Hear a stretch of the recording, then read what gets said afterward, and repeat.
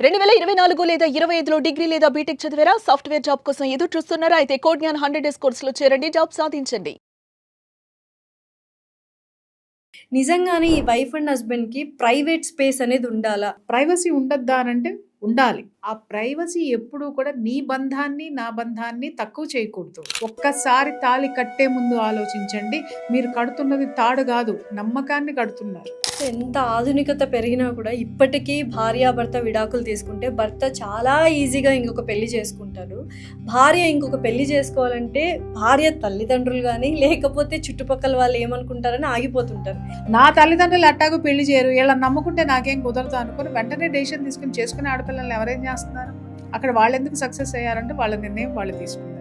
ఇక్కడ వీళ్ళెందుకు ఉండిపోతున్నారంటే ఇంకా నా తల్లిదండ్రులు, నా కుటుంబము, నా వాళ్ళు వీళ్ళు ఉన్నారు అని ఆ బోర్డర్ దాటి రాలేనటువంటి ఆడపిల్లలే ఒంటరిగా మిగిలిపోతున్నారు. ఎందుకు మేము పెళ్లి అనే వ్యవస్థ మీద చాలా చులకన భావం వచ్చేసింది. పిల్లలకి వేరే బెడ్రూమ్ ఏర్పాటు చేశామని గొప్పలు చెప్పుకోవడానికి మావాడి బెడ్రూమ్, మా పిల్లల బెడ్రూమ్ అని చెప్పేసి గొప్పగా డిజైన్ చేయించి ఆ ఇంటీరియర్ డిజైన్కి లక్షలు పెట్టి ఇలాంటి వాటితోటి వాడికి ఒంటరితనము, ఆమెకి ఒంటరితనము చిన్నప్పటి నుంచే నేర్పేస్తున్నారు. సో ఇండివిజువాలిటీ సో సెపరేషన్ ఇలా సపరేషన్ అనేటటువంటిది పిల్లలకి నేర్పడంతో పెళ్లి అనేటటువంటిది ఏంటి అని అంటే ఒక మెహందీ ఫంక్షన్, ఒక ప్రీ వెడ్డింగ్ షూట్, హల్దీ తర్వాత హల్దీ ఫంక్షన్, సంగీతం, వాళ్ళ బొంద ఫంక్షను, వాళ్ళ దిక్కుమాలిన ఫంక్షను, చివరికి డివోర్స్ ఫంక్షన్. నిజంగానే తల్లులు అండ్ అత్తలు ఇద్దరు చాలా తప్పులు చేస్తున్నారు అండ్ ముఖ్య కారణాలు అయిపోతున్నాయి భార్యాభర్తల డివోర్స్కి అంటున్నారు. అది ఎంతవరకు వాస్తవం? వీళ్ళ అత్తమామలతో ఉండరమ్మా, బంధువులతో ఉండరు, సింగిల్ ఫ్యామిలీగా వచ్చేస్తారు. చివరికి ఎంగేజ్లో ఉన్నప్పుడు అన్నీ బాగుంటాయి, ఎవ్వడక్కర్లేదు. ఓల్డ్ ఏజ్ వచ్చేసరికి భయం వేస్తుంది. ఎప్పుడైతే వీళ్ళు వృద్ధాప్యంలోకి వస్తారో అప్పుడు కూతురో కొడుకో అవసరం ఉన్నప్పుడు, ఆ కూతురికి కొడుక్కి ఒక అటాచ్మెంట్ ఉన్నప్పుడు ఆ కొడుకుని విడదీసో కూతుర్ని విడదీసి వాళ్ళ కోసం పెట్టుకోవడానికి hello everyone, welcome to game changers with Lasya Reddy. ఈ podcast very very important, especially మహిళలకి. ఎందుకంటే భార్యగాను, కూతురుగాను, తల్లిగాను, వర్క్ చేస్తున్న మహిళగాను ఎక్కడొక చోట ఏదో ఒక ప్రాబ్లం ఫేస్ చేస్తూ ఉంటారు. కానీ దానికి ఎలా రియాక్ట్ అవ్వాలి, దాన్ని రెస్పాన్సిబుల్గా తీసుకున్న ప్రాబ్లమ్ని ఎలా సాల్వ్ చేయాలని తెలియక చాలామంది వాళ్ళలో వాళ్ళు మదన పడుతూ ఏం చేయాలో తెలియని స్థితిలో కొంతమంది ఏజ్ తక్కువ ఉన్న వాళ్ళు సూసైడ్స్ చేసుకోవడం కానీ, కొంతమంది పిల్లలు ఉన్నారని అడ్జస్ట్ అయిపోవడం కానీ లైఫ్ని నరకం చేసుకుంటున్నారు. అటువంటి సిచ్యువేషన్స్ గురించి ఇవాళ పాడ్కాస్ట్లో సొల్యూషన్స్తో వచ్చేసాను. అండ్ ఆ సొల్యూషన్ పేరు పరిచయం అక్కర్లేదు. She none other than family counsellor Priya Chowdary గారు. నమస్కారం అండి. Ma'am, first of all thank you so much ma'am. మీరు మాట్లాడే ప్రతి మాట, ప్రతి సమస్య గురించి చూస్తున్న ఎవరికో ఒకరికి సొల్యూషన్ దొరుకుతుంది. వాళ్ళ లైఫ్ చేంజ్ అయిన సందర్భాలు కూడా మనం చాలా మాట్లాడుకోవాలి, కరెక్ట్ కదా? సో ఎక్కడి నుంచి మొదలెట్టాలి అంటే మహిళ దగ్గర నుంచి మొదలెడితే ప్రతి స్టేజ్లో ఒక ప్రాబ్లం ఉంటుంది అమ్మాయికి. సో ఫస్ట్ ఇప్పుడు ఎక్కువగా జనరేషనల్ చేంజెస్ వచ్చాయి కాబట్టి ఎక్కువగా భార్యాభర్తల మధ్య అనేది చాలా సఖ్యత లేనటువంటి సిచ్యువేషన్స్ ఎదురయ్యాయి. నిజంగానే ఈ వైఫ్ అండ్ హస్బెండ్కి ప్రైవేట్ స్పేస్ అనేది ఉండాలా? ఎందుకంటే భార్య భర్త మొబైల్ చూడాలంటే భయపడిపోతుంది. చూస్తే అసలు నా మొబైల్ ఎందుకు ముట్టుకున్నావు అంటాడు భర్త. భార్య ఏమో ఈయన 10 మంది దగ్గర తిరుగుతూ ఉంటాడు, వర్క్ చేస్తూ ఉంటాడు, ఎక్కడ నా చేయి దాటిపోతాడేమో అని భయము. ఇంకా అసలు దీన్ని సొల్యూషన్ నిజంగానే ప్రైవేట్ స్పేస్, మొబైల్స్, ఎవరి మొబైల్స్ వాళ్ళు పాస్వర్డ్స్ తెలియకుండా ఉండాలా నిజంగా వైఫ్ అండ్ హస్బెండ్? నేనేమంటానంటేనమ్మా, ఇక్కడ ప్రైవసీ ఉండద్దా అనంటే ఉండాలి, ఖచ్చితంగా ఉండాలి. ఎప్పుడు ప్రైవసీ అని నేను అంటాను అనంటే, ఇప్పుడు భర్తకి సంబంధించి బిజినెస్కి సంబంధించినటువంటి ప్రైవసీ పెట్టుకోవడంలో తప్పలేదు. అలాగే భార్య కూడా తన పుట్టింటికి సంబంధించినటువంటివి ఏవైనా, ఎందుకనంటే అన్నీ కూడా భర్త యాక్సెప్ట్ చేయడు, అన్నీ కూడా అత్తింటి వాళ్ళు యాక్సెప్ట్ చేయరు. కొన్ని పెట్టుకోవచ్చు. ఆ ప్రైవసీ ఎప్పుడూ కూడా నీ బంధాన్ని, నా బంధాన్ని తక్కువ చేయకూడదు, అనుమానించకూడదు. భార్యాభర్తలు ఎప్పుడు కూడా ఎలాంటి ప్రైవసీ పెట్టుకోవాలంటే వాళ్ళిద్దరూ ఒక మాట అనుకోవాలి. నీ బంధము నా బంధం మధ్య ఎలాంటి పొరపచ్చాలు రాకుండా ఉండేటటువంటి ప్రైవసీ నిజంగా అలౌ చేయొచ్చు. అట్లా కాకుండా ఎక్కడ మా ఆవిడ నా పాస్వర్డ్ చూసేస్తుందో, నా పాస్వర్డ్ తెలుసుకుంటుందో, ఫోన్ చూసేస్తుందో అని బాత్రూంలో కూడా ఫోన్లు పట్టుకెళ్ళే భర్తల్ని గురించి నాకు తెలుసు. అలాగే ఎక్కడ నా హస్బెండ్ ఫోన్ చూస్తాడని చెప్పి ఫోన్ ఎప్పుడు వంట చేసేటప్పుడు కూడా ఫోన్ని చేతిలో పట్టుకొని స్టవ్ దగ్గర ఫోన్ తోటి ఆన్ ఆఫ్ చేసేటటువంటి వైఫుల్ స్టోరీలు కూడా చాలా వరకు నాకు తెలుసు. వీళ్ళందరినీ చూసినప్పుడు ఏమనిపిస్తుంది అంటే ఎంత ఇన్సెక్యూర్గా బతుకుతున్నారు వీళ్ళు, ఎంత దొంగలుగా బ్రతుకుతున్నారు వీళ్ళు. ఎప్పుడైనా సరే గుర్తుపెట్టుకోండి అమ్మా, మనం ఓపెన్గా ఉన్నప్పుడు, సిన్సియర్గా ఉన్నప్పుడు ఎవరికి భయపడాల్సిన అవసరం లేదు. డెఫినెట్లీ. అలాగే ఆఫీస్కి సంబంధించినటువంటి కొన్ని కేసులు ఉంటాయి, తెలియాలా అని మీరు అడిగారు. కొన్ని తెలియకూడదు. ఎలాంటివి అనంటే భార్య ఇష్యూస్ ఏం జరుగుతున్నాయో వాటిల్ని ఆమె పుట్టింటి గురించి కానివ్వండి, లేకపోతే ఆవిడికి సంబంధించినటువంటి సిచ్యుయేషన్స్ని అల్లరి చేసేటటువంటి, అంటే ఏ ఇష్యూ లేకపోయినా ప్రతిదాన్ని విమర్శనాత్మకంగా చూసేటటువంటి హస్బెండ్స్ ఉన్నప్పుడు, అలాగే భర్తకి సంబంధించినటువంటివి ఏవైనా సరే దాన్ని విమర్శనాత్మకంగా తీసుకొని అలాగే దాన్ని కాంట్రవర్సీ చేసేటటువంటి భార్యలు ఉన్నప్పుడు ఖచ్చితంగా ఎవరి పాస్వర్డ్ వాళ్ళు పెట్టుకోవాల్సిన కర్మ ఏర్పడుతుంది. అది కూడా ఎదుటి వాళ్ళ వల్లే, అది గమనించండి. కరెక్ట్. మీరు అడిగినటువంటి పాస్వర్డ్ ప్రైవసీలు ఏంటి అని అంటే, నేను లత్తుకోరు పనులు చేస్తే నేను నా పాస్వర్డ్ ఎవరు చూడు. అదే మెయిన్ రీజన్. నా భర్త లత్తుకోరు పనులు చేశాడు అని ఎవరైనా అనుకుంటే వాళ్ళు పాస్వర్డ్ ఓపెన్ చేయరు. సో ఇంత కర్మ పట్టినటువంటి జీవితం. పెళ్ళి అంటే ఏంటమ్మా? పెళ్ళి అంటే ఏంటి? ఒక నమ్మకం. నువ్వు ఎక్కడ నమ్మకం లేకుండా ఉన్నప్పుడు నువ్వు తాళి కట్టుకుని ఏం చేస్తున్నావు? కట్టి ఏం చేస్తున్నావు? కట్టించుకుని ఏం చేస్తున్నావు? ఒక్కసారి తాళి కట్టే ముందు ఆలోచించండి. మీరు కడుతున్నది తాడు కాదు, ఒక మూర తాడు కాదు, మీరు కట్టేది నమ్మకాన్ని కడుతున్నారు. అర్థమైందా? అలాగే నువ్వు పట్టుకునేటటువంటి నీ హస్బెండ్కి నువ్వు అందించేటటువంటి చెయ్యి ఏదైతే ఉంటుందో అది నమ్మకం. అలాగే హస్బెండ్ కూడా భార్య మెడలో కట్టేటటువంటిది నమ్మకము. దానికి తాళి అనేటటువంటి పేరుంది. ఆ తాళికి మరో పేరే నమ్మకము, విశ్వాసము. ఒకళ్ళ పట్ల ఒకళ్ళకి నమ్మకం ఉండాలి, ఒకళ్ళ యాటిట్యూడ్ పట్ల ఇంకొకళ్ళకి విశ్వాసం అనేది డెఫినెట్గా ఉంది. ఇప్పుడు పెళ్ళి అనగానే చాలామంది భయపడుతున్నారు, అబ్బాయిలైనా అమ్మాయిలైనా. పెళ్ళి అయిన వాళ్ళు పెళ్ళి వద్దు అని కరాఖండిగా చెప్పేస్తున్నారు. పెళ్ళి చేసుకోవాలన్న ఆలోచన ఉన్న వాళ్ళు కూడా అబ్బా పెళ్ళ, ఇంకా ఇంత రెస్పాన్సిబిలిటీస్, ఇన్ని గొడవలు, ఇట్లా ఎందుకు మేము పెళ్ళి అనే వ్యవస్థ మీద చాలా చులకన భావం వచ్చేసింది అండ్ ఒక డిస్రెస్పెక్ట్ అనేది ఏర్పడిపోయింది. ఒకటి ఇల్లు, రెండు సమాజం. ఫస్ట్ ఇంట్లో ఎప్పుడైనా సరే ఇద్దరు భార్యాభర్తలు ఇద్దరు కూడా పిల్లల్ని ఎలా పెంచాలి అని అంటే కేవలం ఈరోజు కెరీర్ ఓరియంటెడ్గానే పిల్లల్ని పెంచుతున్నారు. వాస్తవం కాదా? అలాగే ఎవరికి వాళ్ళు ప్రైవసీలు కోరుకుంటున్నారు, ఇండివిజువల్ ఫ్యామిలీస్ ఏర్పరచుకుంటున్నారు. అంటే ఇండివిజువల్ ఫ్యామిలీ ఎప్పుడు వెళ్ళిపోయింది? నా విషయంలో నువ్వు జోక్యం చేసుకోవద్దు, నేను ఎక్కడైనా తిరుగుతాను, ఏమైనా తింటాను, మా ఫ్యామిలీ ఏమైనా చేసుకుంటారు, నా కొడుక్కి నా కూతురికి ఏమైనా కొనిస్తాను, ఏమైనా పెడతాను, నువ్వు అడగడానికి నువ్వెవరు? కాబట్టి నాకు ప్రైవసీ కావాలి అని చెప్పేసి ఒక రిలేషన్షిప్ నుంచి బయటికి రావడం, ఒక కుటుంబం అనేటటువంటి ఫ్యామిలీ రిలేషన్షిప్ నుంచి బయటికి రావడం. అలాగని అన్నీ అలా జరుగుతున్నాయంటే ఉద్యోగపరంగానో లేకపోతే ఇంకొక పరంగానో, లేదా వాంటెడ్లీ కొంతమంది సపరేషన్గా విడివిడిగా ఉంటూ అద్భుతంగా కలిసి ఉండే కుటుంబాలు చాలా ఉన్నాయి. ఎందుకు? మీ ప్రైవసీ మీది, మీ దాంట్లో మేము జోక్యం చేసుకోవద్దు, అలాగే మా దాంట్లో మీరు జోక్యం చేసుకోవాలి. కానీ అందరం కలిసి చాలా హ్యాపీగా కష్ట సుఖాలు పంచుకుందాం అని చెప్పుకొని ఒక అండర్స్టాండింగ్ వచ్చినటువంటి ఫ్యామిలీస్ చాలా తక్కువ మంది ఉన్నాయి. అలాగే నా ఫ్యామిలీ నా ఇష్టం, నా సంపాదన నా ఇష్టం, నువ్వు నన్ను మాట్లాడడానికి వీల్లేదు, నేను కొనుక్కున్నది నువ్వు చూడటానికి వీల్లేదు, నువ్వు నాకంటే ఎక్కువ కొనుక్కున్నావు అంటే నేను ఓర్చుకోవడానికి నాకు నేనే ఒప్పుకోను. ఇలాంటి వాటన్నిటిలో కూడా పార్టీషన్స్ కట్టేశాం. బంధాలకు పార్టీషన్స్ కట్టేసినప్పుడు పిల్లలకి ఏమర్థమవుతుంది? నేను మాత్రమే ఈ లోకంలో ఉన్నా, నాకు మాత్రమే, అంటే నా తల్లి తండ్రి సంపాదించేది మొత్తం నాకే. అలా స్వార్థం అనేటటువంటిది మనం చిన్నప్పటి నుంచి, వాడు పుట్టినప్పటి నుంచి నేర్పేస్తున్నాం.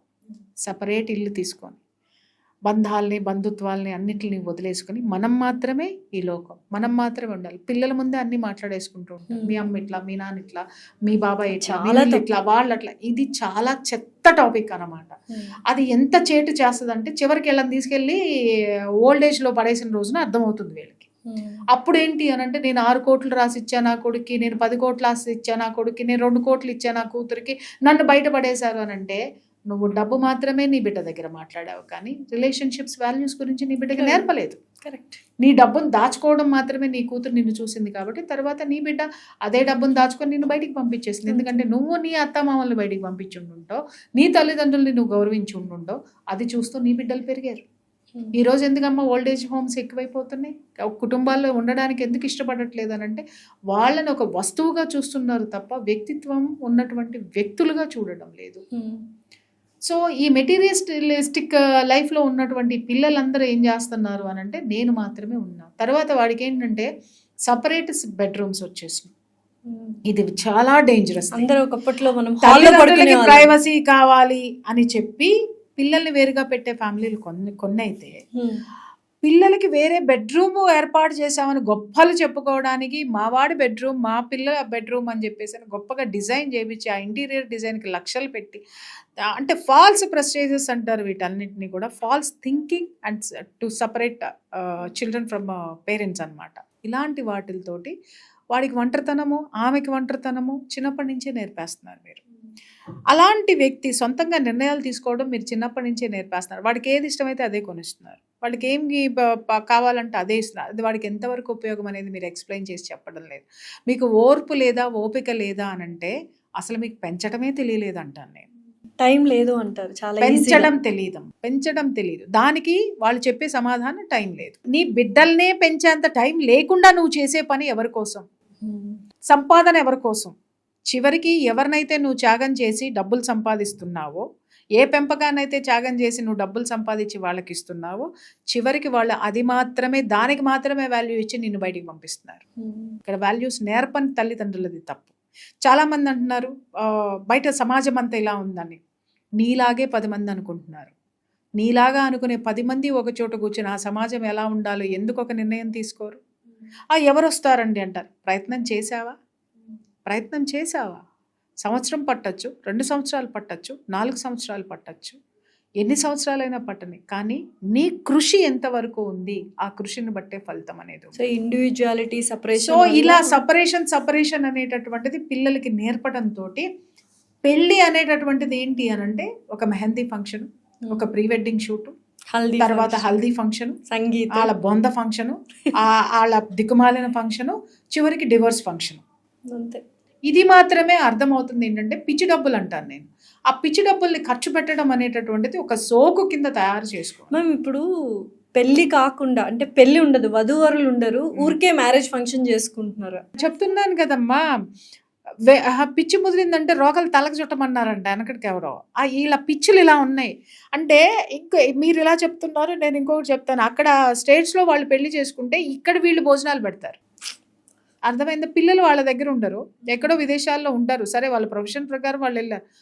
వాళ్ళు అక్కడ పెళ్లి చేసుకుంటే ఇక్కడ వీళ్ళు బంధువుల్ని పిలిచి పెళ్లి భోజనాలు, వధూవరులు ఉండరు, వాళ్ళు స్క్రీన్ మీద కనపడతా ఉంటారు. అక్కడ చక్కగా ఇది పెట్టుకొని కెమెరా ముందు నుంచి హాయ్ బాయ్ అని చెప్తా ఉంటే వీళ్ళు కెమెరా ముందుకు వచ్చి హాయ్ బాయ్ అని చెప్పుకుంటూ వాళ్ళు అక్కడ ఉంటారు. అన్నీ ఏంటి అంటే ఆన్లైన్ అనమాట. తిండి ఒక్కటే, అది కూడా ఆన్లైన్ పెట్టేస్తే ఓ పని అయిపోతుంది. అంటే ఎంత దిక్కుమాలిన తతంగాలకి మన వ్యవస్థ తయారు చేసి ఇవాళ ఏం లేదండి, ఎవరి మధ్య ఏమి లేదండి, ఇదండి అదండి అని మాట్లాడుతూ ఉంటారు. ఎదుటమ్మ ఎవరైనా కోడల గురించి వచ్చి చెడు చెప్తుందంటే ఇంకా 4 ఎక్కువ ఇంట్రెస్టింగ్గా విని మళ్ళీ ఎక్కువ వేసి చెప్తారు. అదే ఆమె కోడలు వచ్చిన రోజున ఈమె కూతురు ఇంకొక ఇంటికి కోడలుగా వెళ్ళిన రోజున అమ్మో నా కూతురు ఇన్ని కష్టాలు పడిపోతుందండి అని చెప్తారు. మరి పక్కింటి కోడల గురించి చెప్పినప్పుడు నువ్వెట్లా ఎంటర్టైన్ చేసావు? వాళ్ళ అత్తగారు రంపాను పెడుతుందండి, చుట్టుపక్కల అందరికీ చెప్పేస్తంటండి అని అన్నావు.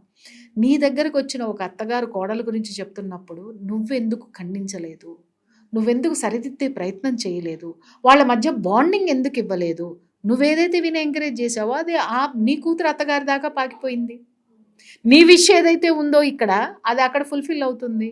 రిసీవ్ చేసుకుంటావా? కాదు. అప్పుడు మాత్రం ఆడపిల్ల, అప్పుడు మాత్రం మా అత్తగారు టార్చర్ పెట్టేస్తుంది, అప్పుడు మాత్రం అత్తగారు తప్పు చేస్తుంది. మరి ఇక్కడ ఇంకొక అత్తగారు నీ దగ్గర తప్పు చేసినప్పుడు నువ్వు కరెక్ట్ చేసావా? సో నిజంగానే తల్లులు అండ్ అత్తలు ఇద్దరు చాలా తప్పులు చేస్తున్నారు అండ్ ముఖ్య కారణాలు అయిపోతున్నాయి భార్యాభర్తల డివోర్స్కి అంటున్నారు. అది ఎంతవరకు వాస్తవం? మీ దగ్గర చాలా మందికి వస్తూ ఉండడం కాదు, ఈ విషయాల మీద కొన్ని 100 ఎపిసోడ్సే చేసి ఉంటాను నేను. ఇవాళ నేను ఇప్పుడు చెప్తున్న విషయాలన్నీ కారణం అదేనమ్మా. ఫ్యామిలీ నుంచి వాళ్ళు దూరం అయిపోతున్నారు కాబట్టి వాళ్ళకి ఫ్యామిలీ వాల్యూ తెలియదు కాబట్టి పిల్లలు కూడా అదే విధంగా పెంచుతున్నారు. చివరికి వీళ్ళకి ఒక ఆసరా కావాలి కాబట్టి పిల్లలు వచ్చి మళ్ళీ వీళ్ళ దగ్గరే ఉండాలి. అందుకని డివోర్స్కి ఎంకరేజ్ చేస్తున్నారు. తెలుసా మీకు? నిజంగా 200% కావాలంటే పోయి మీరు ఏ లీగల్ అడ్వకేట్లనైనా అడగండి, ఏం చెప్తారో వాళ్ళు వినండి. ఎందుకు అనంటే వీళ్ళు అత్తామావలతో ఉండరమ్మా, బంధువులతో ఉండరు, సింగిల్ ఫ్యామిలీగా వచ్చేస్తారు. చివరికి ఎంగేజ్లో ఉన్నప్పుడు అన్నీ బాగుంటాయి, ఎవ్వడక్కర్లేదు. ఓల్డ్ ఏజ్ వచ్చేసరికి భయం వేస్తుంది మనకి. రేపు పొద్దున ఏదన్నా పడితే, మంచం మీద పడితే ఎవరు తీసుకెళ్ళాలి మనల్ని? బంధువులు రారు, వదిలొచ్చేసిన అత్తమావలు లేరు, మరుదులు లేరు, ఆడపడుచులు లేరు, అలాగే మరదళ్ళు లేరు, అలాగే బామ్మరుదులు లేరు, ఎవరూ లేరు. అందరినీ వదిలేసుకుని వచ్చి వయసులో ఉన్నప్పుడు మాత్రం రారాజులాగా నాకంటే తోపెవడం లేదని చెప్పి అని మాట్లాడతారు. ఎప్పుడైతే వీళ్ళు వృద్ధాప్యంలోకి వస్తారో అప్పుడు కూతురో కొడుకో అవసరం ఉన్నప్పుడు, ఆ కూతురికి కొడుక్కి ఒక అటాచ్మెంట్ ఉన్నప్పుడు, ఆ అటాచ్మెంట్లో వాళ్ళు ఉన్నప్పుడు ఆ కొడుకుని విడదీసో కూతుర్ని విడదీసి వాళ్ళ కోసం పెట్టుకోవడానికి ఉయ్ అని మాట్లాడతారు. ఈ ఉయ్ అనే పదం ముందుండదు. అందుకని వీళ్ళు చేసే చేష్టలకి సమాజం కూడా ఊస్తుంది వీళ్ళ ముఖం మీద. అది తెలుసుకోవాల్సినటువంటి అవసరం ప్రతి పేరెంట్స్కి ఉంది. అమ్మాయి పేరెంట్స్ అయినా అబ్బాయిల పేరెంట్స్ అయినా మీరేం చేస్తున్నారు అనేటటువంటి. ఇవాళ భారతదేశం అనేటటువంటి ఒక అస్తిత్వం కుటుంబ వ్యవస్థ అమ్మ. ఇవాళ ఎప్పుడైనా సరే గుర్తుపెట్టుకోండి, కుటుంబం బాగుంటే సమాజం బాగుంటుంది, సమాజం బాగుంటే దేశం బాగుంటుంది. ఈరోజు దేశంలో ఇన్ని అస్థిరతలు ఎందుకు వస్తున్నాయి? ఎవడు ఎందుకు పట్టించుకోవట్లేదు? ముఖ్యమంత్రి పేరే వాళ్ళు ఎవడే గుర్తుండలేదు అంటే ఎవరు తీసుకొచ్చిన కర్మ? వీళ్ళే, మీ రాజకీయ నాయకులే. అంటే ఒక వసుదైక కుటుంబం మనది, భారతదేశం మొత్తం కూడా. అంటే భారతదేశం మొత్తం ఒకటే కుటుంబం. ఎన్ని జాతులు ఉన్నా, విభిన్న జాతులు, విభిన్న మతాలు, విభిన్న కులాలు ఎన్ని ఉన్నా కూడా ఒకటే కుటుంబము అనేటటువంటి ఒక నినాదంతో ఏర్పడినటువంటి సామ్రాజ్యం మనది. ఆ సామ్రాజ్యాన్ని వాళ్ళ కోకటి వేళ్లతోటి కుటుంబాలను కూల్చేసినటువంటి వ్యక్తులది ఈరోజు. ఎప్పుడైనా సరే వీళ్ళు ఏం చేస్తారంటే, వీళ్ళు తన దాకా వస్తే కానీ తెలియదు అన్నట్టుగా, వీళ్ళు ఒంటరి అయిపోయిన రోజున, వీళ్ళకి మనుషులు కావాల్సిన రోజున సమాజం గుర్తొస్తుంది, బంధాలు గుర్తొస్తాయి, బంధుత్వాలు గుర్తొస్తాయి. అప్పుడు నీతులు చెప్తారనమాట వీళ్ళు జనాలకి. అర్థమైందా? అదే వీళ్ళు యవ్వనంలో ఉన్నప్పుడు, వీళ్ళు యంగ్స్టర్స్గా ఉన్నప్పుడు వీళ్ళకి ఎవరు అక్కర్లా. మొగుడు పెళ్ళామే కావాలి, పెళ్ళానికి మొగుడే కావాలి, మొగుడు సంపాదన పెళ్ళానికి మాత్రమే సొంతం, పెళ్ళాం సంపాదన మొగుడికి మాత్రమే సొంతం. వీళ్ళిద్దరూ కలిసి ఎవరికి సొంతం? ఏకాంతానికి సొంతం. చివరికి అది మిగులుతుందన్న భయంతో వృద్ధాప్యం వచ్చేసరికి హాస్పిటల్లో జాయిన్ చేయవాలో, ఏ అర్ధరాత్రి హార్ట్ అటాక్లు వస్తాయో, అర్ధరాత్రి మోసుకుపోయే వాళ్ళు కావాలి, మంచార పడితే చూసేవాళ్ళు కావాలి. కాబట్టి ఇప్పుడు ఒక్కొక్కళ్ళనే కంటున్నారు, అది కొడుకో కూతురో. ఓకే, లేదా ఇద్దరిని కంటారు. ఆ ఇద్దరిలో ఎవరైతే బలహీనులు ఉంటారో, వీళ్ళ మాటలు ఎవరైతే వింటారో వాళ్ళ కాపురాన్ని చెడగొట్టేది, వాళ్ళని తీసుకొని వచ్చి వీళ్ళతో కూర్చోబెట్టేది. వాళ్ళకి మళ్ళీ పెళ్ళిళ్ళు ఉండవు, మళ్ళీ పెటాకులు ఉండవు, మళ్ళీ ఏముండవు. వాళ్ళు అలాగే ఉండాలి, సంపాదించాలి, వీళ్ళకి పెట్టాలి. లేదా వాళ్ళు అలాగే ఉండాలి, వీళ్ళకి రోగం రొస్టు వచ్చినా వీళ్ళని చూసుకోవాలి. ఇలాంటి దరిద్రమైనటువంటి చర్యలు, దరిద్రమైనటువంటి సాంప్రదాయం ఇవాళ భారతదేశపు కుటుంబ వ్యవస్థలో నడుస్తుందని చెప్పడానికి సిగ్గుపడాలి మనం. సో ఎంత ఆధునికత పెరిగినా కూడా ఇప్పటికీ భార్యాభర్త విడాకులు తీసుకుంటే భర్త చాలా ఈజీగా ఇంకొక పెళ్లి చేసుకుంటారు. భార్య ఇంకొక పెళ్లి చేసుకోవాలంటే భార్య తల్లిదండ్రులు కానీ లేకపోతే చుట్టుపక్కల వాళ్ళు ఏమనుకుంటారని ఆగిపోతుంటారు. ఈ సొల్యూషన్కి ఏమైనా, అంటే ఈ ప్రాబ్లంకి ఏమైనా సొల్యూషన్ ఉందా ఏంటి? నేను ఇక్కడ ఒక పోలిక చెప్తా. మీరు అన్నారు ఏంటి అని అంటే, భార్యాభర్తలు విడిపోయిన తర్వాత మగవాడు తొందరగా పెళ్లి చేసుకుంటారండి, కానీ ఆడవాళ్ళు ఆలోచించాల్సినటువంటి అవసరం. ఎందుకంటే కుటుంబం సపోర్ట్ దొరకాలి, అన్ని సపోర్ట్లు ఉంటేనే రెండో పెళ్లి చేసుకోగలుగుతారు. మరి రెండో పెళ్లి వెంటనే చేసుకునే వాళ్ళ పరిస్థితి ఏంటి? ఆడవాళ్ళల్లో వెంటనే చేసుకుంటున్నారా? ఎందుకు చేసుకోవట్లేదు? చాలా మంది చేసుకుంటున్నారు. తల్లిదండ్రుల మాట వింటున్నారు అనేటటువంటి ఆడపిల్లల యొక్క యోగక్షేమాలు ఆలోచించాల్సిన బాధ్యత తల్లిదండ్రులది. నా తల్లిదండ్రులు అట్టాగు పెళ్లి చేయరు, వీళ్ళని నమ్ముకుంటే నాకేం కుదరదు అనుకుని వెంటనే డెసిషన్ తీసుకుని చేసుకునే ఆడపిల్లల్ని ఎవరేం చేస్తున్నారమ్మా? అక్కడ వాళ్ళు ఎందుకు సక్సెస్ అయ్యారంటే వాళ్ళ నిర్ణయం వాళ్ళు తీసుకున్నారు. ఇక్కడ వీళ్ళు ఎందుకు ఉండిపోతున్నారంటే, ఇంకా నా తల్లిదండ్రులు, నా కుటుంబము, నా వాళ్ళు, వీళ్ళు ఉన్నారు అని ఆ బోర్డర్ దాటి రాలేనటువంటి ఆడపిల్లలే ఒంటరిగా మిగిలిపోతున్నారు. ఇలాంటి ఈ ఆడపిల్లలు ఒంటరిగా మిగిలిపోవడానికి కారణం తల్లిదండ్రులు, వాళ్ళ కుహన ఆలోచనలు. వాళ్ళకి ఏమని సమాధానం ఇస్తాం అటువంటి తల్లిదండ్రులకి? 200% నిజం చెప్తున్నాను. ఇలాంటి తల్లిదండ్రులు ఉన్నా ఒకటే, లేకపోయినా ఒకటేనమ్మా. ఎందుకు అనంటే, ఆడపిల్ల జీవితం మంచో చెడో, తెలుసో తెలియకో, ఒక డైవర్స్ అయిపోయింది అనుకుందాం. డివోర్స్ అయిపోయిన తర్వాత ఏ ఆడపిల్ల కావాలని డివోర్సులు తీసుకొని రచ్చ చేసుకునేటటువంటి వాళ్ళు ఎక్కడో నూటికో ఇద్దరో ముగ్గురో ఉంటారు. ఏదో ఒక దీంతోటే విడిపోవటం అనేది జరుగుతుంది. ఎవరు కాపురాలని రోడ్డు మీదకి వేసుకోవాలని చూడరు. కనీసం కన్న తల్లిదండ్రులైనా పిల్లల్ని అర్థం చేసుకోకపోతే ఎవరు అర్థం చేసుకుంటారు? నలుగురు ఏమనుకుంటారు? ఆ నలుగురు ఎవరు? ఆ నలుగురు రేపొద్దున మీరు చచ్చిపోయిన తర్వాత ఆ నలుగురు నీ కూతురికి తిండి పెడతారా? ఆ నలుగురు కోసం కన్నావా నీ కూతుర్ని? నీ కోసం నువ్వు కన్నావా? నీ బిడ్డకి న్యాయం చేయలేనటువంటి దానివి లేదా వాడివి నువ్వు రేపొద్దున ఆ నలుగురికి నీకేమి న్యాయం చేస్తారో ఆ నలుగురు నీకి నువ్వేం న్యాయం చేస్తున్నావు? ఎవరా నలుగురు?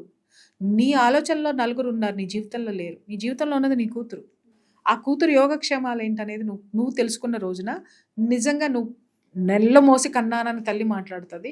అలాగే జీవితంలో భుజాల మీద వేసుకుని పెంచానని మాట్లాడే తల్లిదండ్రులు ఆ పెంపకానికి అర్థం ఏంటో ప్రశ్నించుకోవాలి. మంది కోసం నీ బిడ్డని వదిలేస్తావా? ఒంటరిగా వదిలేస్తావా? నీ బిడ్డ ఇన్నాళ్ళు నీ ఎందుకుంది? ఏ పెళ్ళిళ్ళు చేసుకోకుండా నీ బిడ్డ ఎందుకుంది అంటే మీ మీద గౌరవంతో, మీ మాట తీసివేయలేక, మీరు ఎప్పటికైనా మీరు అనేటటువంటి వాళ్ళ యాక్సెప్టెన్స్ కోసం తను చూస్తుంది అనేటటువంటి భావాన్ని కూడా అర్థం చేసుకోలేనటువంటి తల్లిదండ్రుల్ని ఇంకా పట్టుకుని ఎలాడడం అనేది మూర్ఖత్వం. మరి ఒంటరిగా ఉన్న ఆడపిల్లని ఏమైనా ఊరికే ఉంచుతారా అంటే అట్లా లేదు, చూసే ఉంటారు. కానీ చాలా వరకు ఏం చెప్తారంటే ఓకే మగాడు కాబట్టి పాపో బాబో ఉంటే నువ్వే తల్లే చూసుకోవాలి కాబట్టి ఇంకొకడు వచ్చే అతను మీ పిల్లల్ని యాక్సెప్ట్ చేస్తాడా? ఒకవేళ నీకు ఆడపాప ఉన్నా కూతురున్నా కొడుకున్నా, కూతురుంటే ఇంకా దయనీయంగా ఉంటుంది పరిస్థితి ఏంటి అనేది తల్లిదండ్రులు చాలా మందికి సమస్య. అలా అని ఒంటరిగా వదిలేయడం ఆడపిల్లని ఎంతవరకు కరెక్ట్? ఇప్పుడు కాలాన్ని బట్టి మనం కూడా కొంత మారుతూ ఉండాలమ్మా. ఒకప్పుడు వెనకటికి మీరు అన్నప్పుడు డివోర్స్ అయిపోయినా కూడా తల్లి ఒంటరిగా ఉండి బిడ్డను పెంచుకురావడము ఇలాంటివి ఎందుకు జరిగాయి అంటే కుటుంబం మొత్తం అండగా ఉండేది. అలాగే అన్నలదమ్ములు కూడా కోఆపరేట్ చేసేవాళ్ళు, బాధ్యతలు తీసుకునేవాళ్ళు. ఇప్పుడు ఇందాక నుంచి మనం మాట్లాడుకున్నది అదే. ఏ కుటుంబంలో బంధుత్వాలు ఉన్నాయమ్మా? బంధుత్వాలు ఉన్నాయా అసలు? మీరు పోయిన తర్వాత నీ బిడ్డ పరిస్థితి ఏంటి? ఇప్పుడు ఆ పిల్లకి ఆడపిల్ల ఉందనుకుందాం, నీ కూతురికి ఇప్పుడు మాట్లాడేటువంటి తల్లిదండ్రులకి ఆడపిల్ల ఉంది, డివోర్స్ అయింది, ఆమెకు ఒక ఆడపిల్ల ఉంది. ఆ ఆడపిల్ల రేపొద్దున 20 ఏళ్ళు వచ్చిన తర్వాత పెళ్లి చేసుకుని వెళ్ళిపోతుంది. ఈ అమ్మాయి పరిస్థితి ఏంటి? ఇప్పుడు మీరుండరు అప్పటి వరకు. ఒకవేళ మీరు ఉన్నారే అనుకుందాం, ఆ తర్వాత ఇంకొక 10 సంవత్సరాలు ఉంటారు. ఆ తర్వాత మీరు పోతారు. అటు పిల్ల ఇంట్లో ఉండదు, ఇటు మీరు ఉండరు. అప్పటికి ఆమెకు ఒక 60 ఏళ్ళు వచ్చేసినాయి అనుకుందాం, లేదా 50+ అయింది అనుకుందాం. అప్పుడు ఆవిడికి తోడెవరు? ఓల్డేజ్ హోమ్లో పిచ్చెక్కిపోతుంది. ఒక బంధం లేకుండా ఇంతాళ్ళు ఒంటరిగా బతికి ఈ బాధ్యతలు పూర్తి చేసి మళ్ళీ ఓల్డేజ్ హోమ్లో మళ్ళీ ఒంటరిగా బతుకుతూ ముసలి కబుర్లు చెప్పుకోవాలంటే, నేను ఇక్కడ ఎవరిని అగౌరవపరచట్లేదండి, వాస్తవాలు చెప్తున్నాను.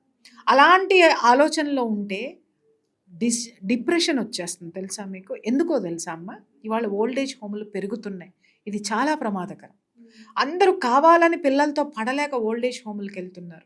నేను సైకలాజికల్ ఎనర్జీ ఎక్స్చేంజ్ మెథడ్ ఒకటి చెప్తాను. కుటుంబం అన్న తర్వాత ఉమ్మడి కుటుంబం అన్నప్పుడు పెద్దవాళ్ళు ఉంటారు, గ్రాండ్ పేరెంట్స్ ఉంటారు, వాళ్ళ వయసు 70-80 ఉంటుంది. అలాగే వాళ్ళ తర్వాత వాళ్ళ పిల్లల జనరేషన్ ఉంటుంది, వాళ్ళకు ఒక 50 నుంచి 60 ఉంటాయి. ఆ తర్వాత వాళ్ళ పిల్లల జనరేషన్ ఉంటుంది, వాళ్ళకి 25 నుంచి 30 ఉంటాయి. ఆ తర్వాత వాళ్ళ పిల్లల జనరేషన్ ఉంటుంది, ఎంత ఉంటుంది? ఒక 10 సంవత్సరాలు, 5-6 సంవత్సరాలు. ఇక్కడ ఎన్ని ఎనర్జీస్ ఉన్నాయి? 70-80 ఏళ్ల వాళ్ళకి వాళ్ళలో ఒక జోష్ ఎవరు నింపుతారు? అని అంటే చిన్న పిల్లలు నింపుతారు. వాళ్ళ ఆట పాట చూసి వాళ్ళు అరే నేను ఇంకా బ్రతకాలి. వాళ్ళు కూడా చిన్నపిల్లల్లాగా ఆడుకుంటారు, వాళ్ళలో వాళ్ళకి మమేకం అయిపోతారు. మనవాళ్ళు మనవరాళ్లతోటి పెనవేసుకుని పోతారు. అలాగే ఈ 50 ఏళ్ల వయసులో ఉన్నటువంటి వాడు వ్యాపారంలోనూ లేకపోతే అనారోగ్యంతో కుంటుపడినప్పుడు, మూలపడినప్పుడు వాడికి ఎనర్జీ ఎక్కడి నుంచి వస్తుందంటే ఈ 60-70 ఏళ్ల వాళ్ళ నుంచి వస్తుంది. Because they are his or her parents.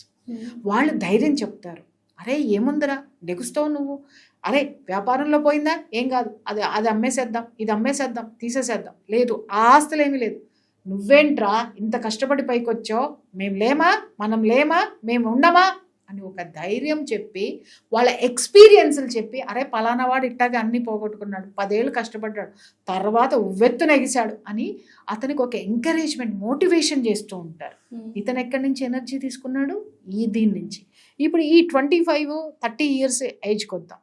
వీళ్ళల్లో సపరేషన్స్ వచ్చినా, భార్యాభర్తలు విడిపోయేటటువంటి ఇష్యూస్ వచ్చినా, లేదా వాళ్ళు ఇంకా ఏదైనా సిచ్యుయేషన్స్ ఫేస్ చేస్తున్నప్పుడు వీళ్ళకి పేరెంట్స్ ఎవరైతే 50s 60s మధ్యలో ఉన్నారో వీళ్ళకి ఏం చెప్తారు అని అంటే జీవితంలో మేనేజ్మెంట్ ఎలా చేసుకోవాలి, బంధాలను ఎలా నిలబెట్టుకోవాలి. ఈ 60-70 సంవత్సరాలు 70-80 సంవత్సరాలు ఉన్న వాళ్ళు ఏం చెప్తారు అని అంటే వాళ్ళకి, మేము ఇంత జీవితాన్ని చూసొచ్చాము, ఇది జీవితము, ఇలా పోతే పలానా వాళ్ళు ఇలా తయారయ్యారు, ఇలా పోతే ఇలా ఉన్నారు, జీవితాన్ని చక్కదిద్దుకోవాలి. ఎందుకంటే ఈ 50-60 ఇయర్స్ ఉన్న వాళ్ళు కోప్పడి చెప్తారు, వీళ్ళు బ్రతిమిలాడి చెప్తారు. 2 ఎనర్జీస్ దే విల్ గెట్. అది కుటుంబం. ఇప్పుడు ఎక్కడుంది మా అన్ని న్యూక్లియర్ ఫ్యామిలీస్ అయిపోయాయి. అందుకే డిప్రెషన్లు, షుగర్లు, బీపీలు, అరవడాలు, కరవడాలు. ఎందుకంటే ఒకప్పుడు ఇంట్లో ఎవరికైనా కోపం ఉంది అంటే పెద్దవాళ్ళు వెంటనే వచ్చేసేవాళ్ళు. ఎందుకురా అరుస్తున్నావు, మేము ఉన్నాగా, మేము చూసుకుంటాం అనగానే అతను ఒక 10 నిమిషాలు 15 నిమిషాలు ఇది చేసి పెద్దవాళ్ళు ఉన్నారు అని చెప్పేసి పక్కకి వెళ్ళిపోయేవాడు. ఆ తర్వాత వీళ్ళు చెప్పేవాళ్ళు, నువ్వు కోపం అంతా తగ్గించుకోవాలి, నువ్వు ఇష్టం వచ్చినట్టు మాట్లాడడానికి వీల్లేదు. అలాగే వ్యసన పరులు ఉండేవాళ్ళు. వ్యసన పరులు ఉన్నప్పుడు కూడా వాడికి ఎలా చెప్పాలో, ఎలా కౌన్సిలింగ్ ఇవ్వాలో అలా కౌన్సిలింగ్ ఇచ్చేవాళ్ళు. సో ఇన్ని ఒక కుటుంబం అంటే అదేదో అత్త, మామ, తాత, బాబాయ్, ముసలా ముతక కాదమ్మా. ఒక ఎనర్జీ, ఒక ఎక్స్పీరియన్స్, ఒక ఫ్రెండ్షిప్. వీళ్ళల్లో ఉన్న ఫ్రెండ్షిప్ ఎవరిలో ఉంది చెప్పు? ఇప్పుడు 25 ఏళ్ళాడు వచ్చి 60-70 ఏళ్ళ వాళ్ళతో ఫ్రెండ్షిప్ చేయలేరు. అలాగే 50-60 ఏళ్ళ వాళ్ళు వచ్చి 25 ఏళ్ళ వాళ్ళతో ఫ్రెండ్షిప్ చేయలేరు. ఈ 5-6 ఏళ్ళ వయసు ఉన్న వాళ్ళు 70-80 వాళ్ళతోటి మింగిల్ అవ్వలేరు. 60-70 ఏళ్ళ ఉన్న వాళ్ళు 5-6 సంవత్సరాల పిల్లలతోటి 10 సంవత్సరాల పిల్లలతోటి మింగిల్ కాలేరు. బట్ వీళ్ళందరూ కలిసి ఒక ఫ్రెండ్షిప్గా ఏర్పడేది ఎక్కడ అంటే కుటుంబంలో మాత్రమే, ఉమ్మడి కుటుంబంలో మాత్రమే. ఎందుకు ఒకప్పుడు మన యొక్క వ్యవస్థ అంత అద్భుతంగా మింగిల్ అయిందంటే కారణం ఇన్ని ఎనర్జీస్ అన్ని ఒక చోట ఎనర్జీ షేరింగ్ జరిగింది. అలాగే బాధలు పంచుకోవడం జరిగింది. వాటికి సొల్యూషన్స్ ఎక్కడొచ్చినాయి? మెంటర్స్ ఎవరంటే వీళ్ళే. 5-6 ఇయర్స్కి మెంటర్స్ పేరెంట్స్ అయితే, పేరెంట్స్కి మెంటర్స్ ఆ పేరెంట్స్ అయితే, ఆ పేరెంట్స్కి మెంటర్స్ వాళ్ళైతే, ఎక్స్పీరియన్స్ ఇక్కడ నుంచి ఇలా సైకిల్ చైన్ ఇలా తిరిగేదన్నమాట. సో ఎక్కడో మెంటర్స్ లేరు, ఎక్కడో మోటివేషనల్ స్పీకర్స్ లేరు, ఎక్కడో సైకాలజిస్ట్ లేరు, అందరు కుటుంబంలోనే ఉండేవాళ్ళు.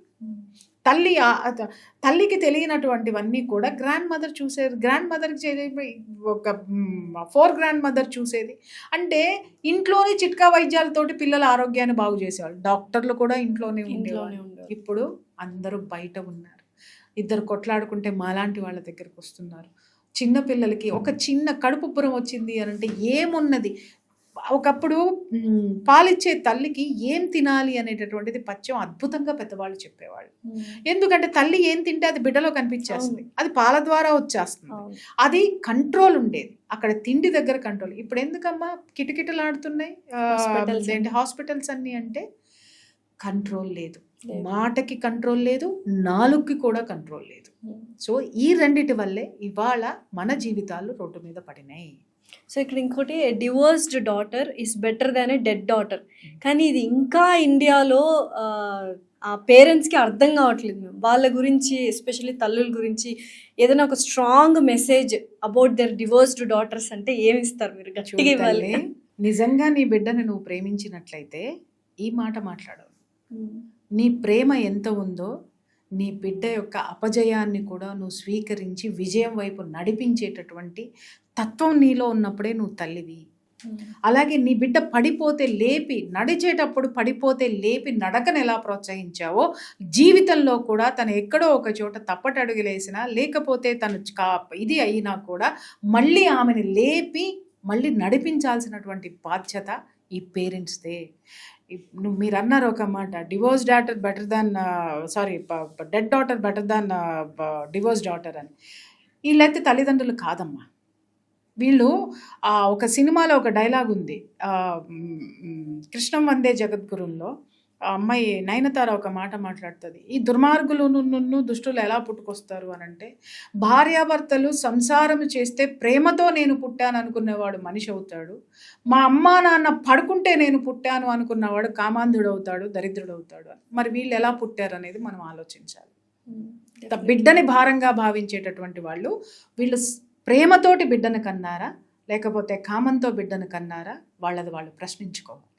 సో ఇండిపెండెంట్ ఉమెన్ ప్రస్తుతం వర్కింగ్ విమెన్ చాలా సిచ్యుయేషన్స్ ఫేస్ చేస్తూ ఉంటారు. సో వాటి నుంచి ఎటువంటి సొల్యూషన్స్ మనం తీసుకోవాలి అంటే అక్కడ ఎదిరించేసేయాలా? ఇప్పుడు ఖచ్చితంగా ఒక మహిళ వర్క్ చేస్తుందంటే ఫినాన్షియల్ స్టేటస్ కోసమో ఫినాన్షియల్గా వాళ్ళ ఫ్యామిలీకి సపోర్ట్ చేయాలని. సో అలాంటప్పుడు ఒక బాస్ కానీ లేకపోతే తోటి ఎంప్లాయ్ కానీ రాంగ్గా మిస్బిహేవ్ చేస్తే ఎదిరించే ధైర్యం లేక జాబ్ పోతుందేమో అనే భయంతో చాలామంది కామ్గా ఉండిపోతుంటారు. అలాంటి వాళ్ళకి what do you want to tell them? స్వతంత్రంగా తన కాళ్ళ మీద తాను నిలబడేటటువంటి ప్రతి మహిళ, ప్రతి యువతి ఫస్ట్ నేర్చుకోవాల్సిన 2 అక్షరాల పదం ఒకటి ఉంటుంది, నో. నో అనేటటువంటి పదాన్ని నేర్చుకుని అప్పుడు మీరు జీవితంలోకి అడుగుపెట్టండి.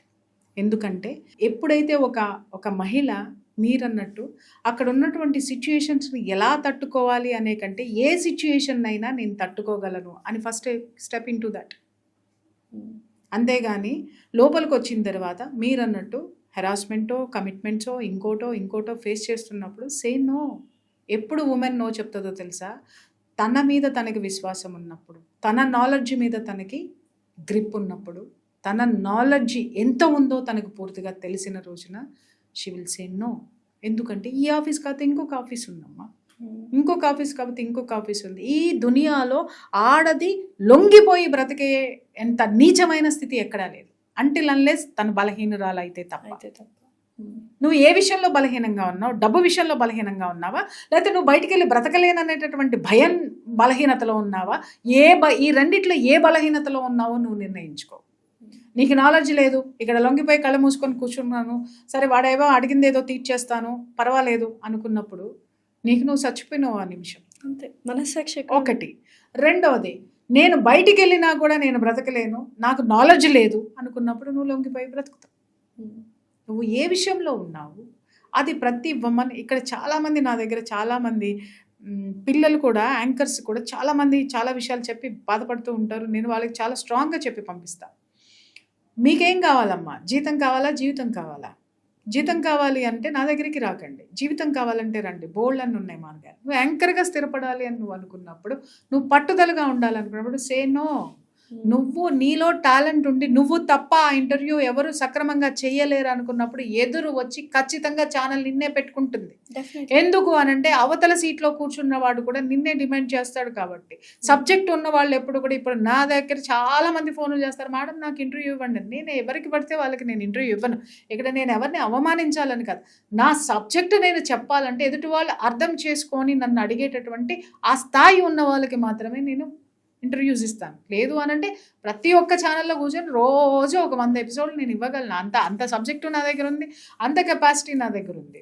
బట్ ఎవరికి పడితే వాళ్ళకి నేను ఇంటర్వ్యూస్ ఇవ్వను, ఎవరిని పడితే వాళ్ళని నేను ఎంటర్టైన్ చేయను. బికాస్ సబ్జెక్ట్ ఉన్నవాళ్ళు నాకు కావాలి. ఆ వాళ్ళు ఉన్నప్పుడు మాత్రమే నేను ఇవ్వడం అనేది జరుగుతుంది. 1, 2 అంటారా, వాళ్ళు రిక్వెస్ట్ చేస్తూ ఉంటారు, అది తీసి పక్కన పెడితే. బట్ రెగ్యులర్గా ఇది ఉండదు. సో యాంకర్గా నువ్వు ఉన్నప్పుడు ఫస్ట్ నీలో నాలెడ్జ్ ఉందా లేదా? నాలెడ్జ్ ఉందలే, నాలెడ్జ్కి తగ్గట్టు యాంకర్గా నీ అపియరెన్స్ మార్చుకో. చాలామంది ఇంకా పిల్లలు ఏమంటారు, మేడం యాంకరింగ్లో ఉంటే ఇవన్నీ చేయాలా, హెయిర్ కట్ చేసుకోవాలా, లిప్స్టిక్ వేసుకోవాలా, ఇది వేసుకోవాలి, మేకప్ వేసుకోవాలా, లిప్స్టిక్ వేసుకోవాలి. ఎందుకంటే అది నీకు అక్కర్లేదు, కెమెరాకి అవసరం. అలాగే ఎప్పుడైనా సరే కెమెరాలో కనిపించేటప్పుడు, ఇప్పుడు మీరన్నారు నేను పుట్టి పెరిగిందే ప్రెస్ మీడియాలో, నా ప్రొఫెషన్. ఓకే, ఇక్కడ 94 నుంచి స్టార్ట్ అయింది, 95 నుంచి స్టార్ట్ అయింది నా లైఫ్. అంటే కరెక్ట్గా 30 years. ఓకే, నేను ఎప్పుడు స్క్రీన్ మీదకి రాలా. నేను స్టార్ట్ చేసిందే శాటిలైట్ ఛానల్స్లో నా జర్నీ స్టార్ట్ అయింది. తర్వాత నేను ప్రింట్ మీడియాలో కూడా నేను వర్క్ చేశాను, మ్యాగజైన్స్కి చేశాను, వాటికి అన్నిటికీ చేశాను. ఎప్పుడూ నేను కెమెరా ముందుకి రాలేదు. కారణం ఏంటి అంటే, కెమెరా ముందుకు వెళ్తే మేకప్ వేసుకోవాలి, ఆ మేకప్ ఎవరో వేస్తారు, హెయిర్ స్టైల్స్ వేసుకోవాలి, ఇవన్నీ చేయాలి, ఇవన్నీ చేసి కెమెరా ముందు కూర్చోవాలి, వద్దు అనేసి నేను క్రైమ్ ఇన్వెస్టిగేషన్ అనేసి అంటే నేను సేవ్ అయితే చేయాలి, నేను ఒక ఇదైతే ఎరా క్రియేట్ చేయాలి. అది ఆన్ కెమెరా ఎందుకు, ఆఫ్ కెమెరా బోల్డ్ అండ్ సంచలనాలు నేను క్రియేట్ చేసిన. కానీ తర్వాత ఏమైంది, నా ప్రొఫెషన్కి నేను రిటైర్డ్ అయిపోదామని డిసైడ్ అయిపోయినా. నేను ఇంకా చాలు పరుగులు పెట్టాను, ఇహ వద్దు. ఇప్పుడు వచ్చిన జర్నలిజం చూస్తే మాకే కుండలు దడొచ్చేస్తుంది. బాబు ఇది ఈ జర్నలిజంలో మేము ఉండలేము అని బయటకు వచ్చేసిన Journalism. తర్వాత journalism Journalism. Very true nothing word. But journalism. ఎవడైనా సరే మాట్లాడండి, నేను డామ్ ఛాలెంజ్ చేస్తా. అలాగని సంస్థ నడపడానికి డబ్బులు అవసరం, డబ్బులు కావాలి, కానీ డబ్బే ఛానల్ కాదు.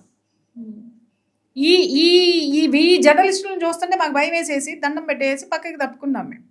పక్కకి తప్పుకున్న తర్వాత ఇదిగో మన వాసు గారు లాంటి వాళ్ళు బాగా ఎమ్మడబడతారు అనమాట. అమ్మా నీ ఎక్స్పీరియన్స్ నువ్వు చెప్తావో సస్తావా, ఇప్పుడు ఎన్నిసార్లు పారిపోతే ఎన్నిసార్లు పట్టుకుని వచ్చి కూర్చోబెట్టున్నాడు. అంతే.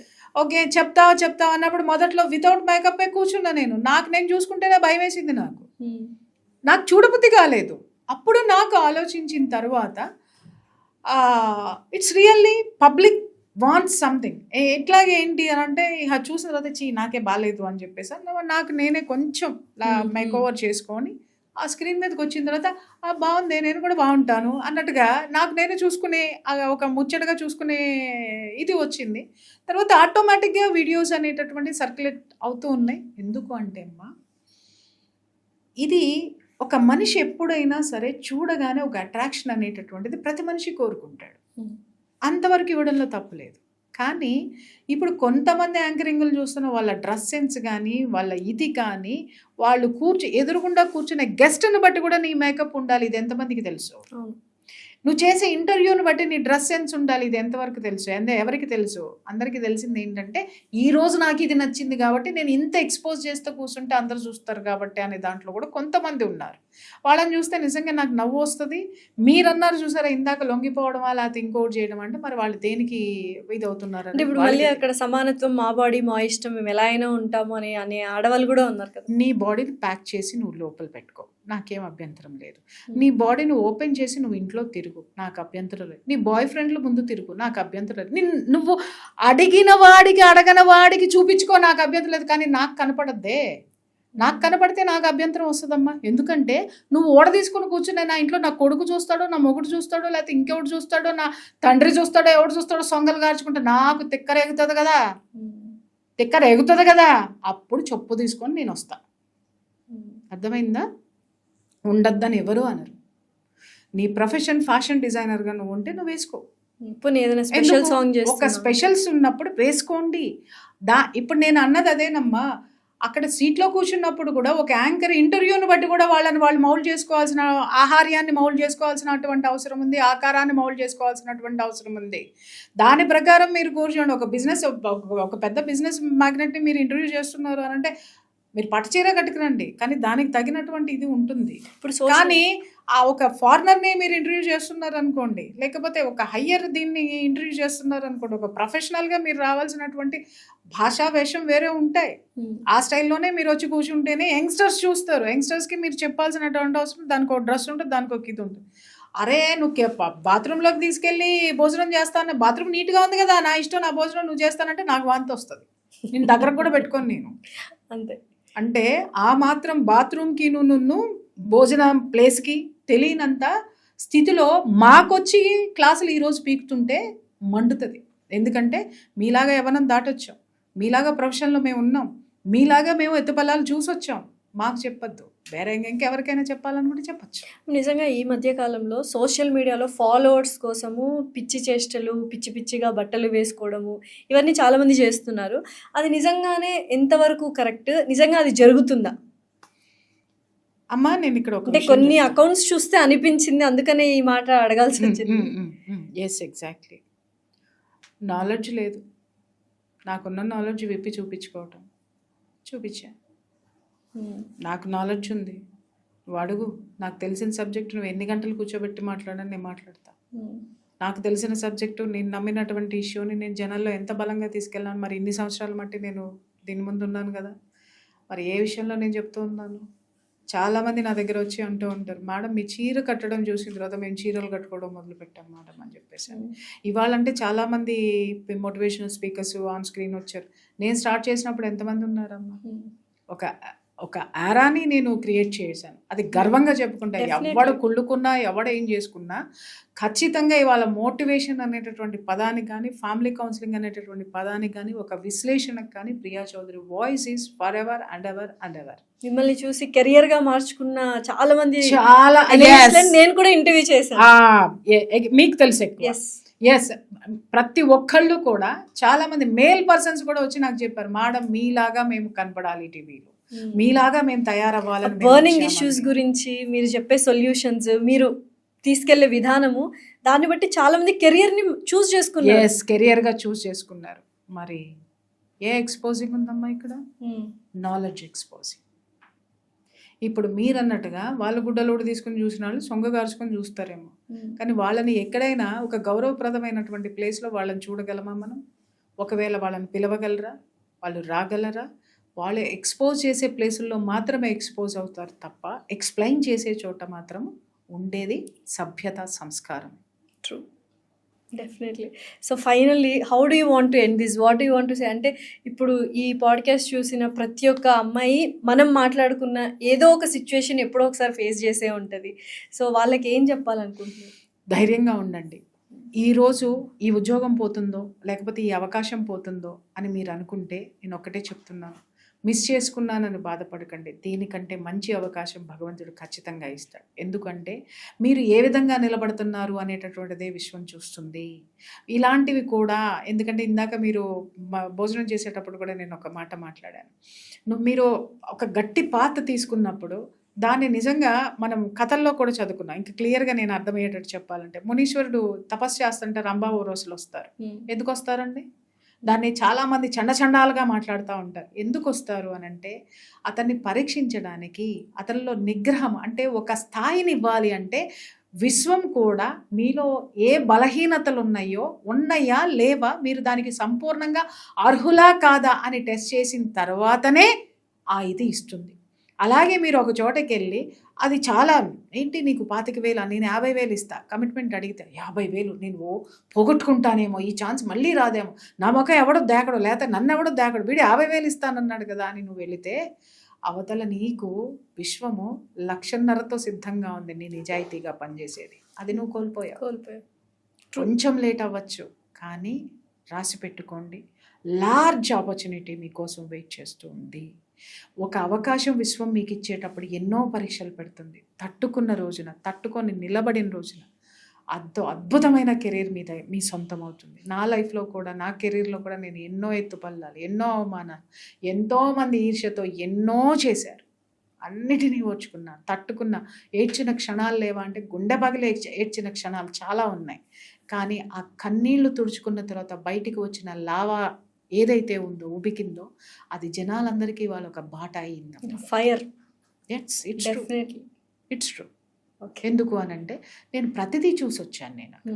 ఎందుకు ఓటమి చూసొచ్చాను, గెలుపు చూసొచ్చాను. కాబట్టి వీటి గురించి క్షుణ్ణంగా నాకు తెలిసినంత స్ట్రాంగ్గా చెప్పగలను అనంటే ఇవి నా జీవితంలో నుంచి వచ్చిన మాటలు తప్ప పుస్తకాల్లో చదువుకుని పట్టుకుని వచ్చినాయి కాదు. Thank you ma'am, thank you for your wonderful and amazing message. Thanks a lot.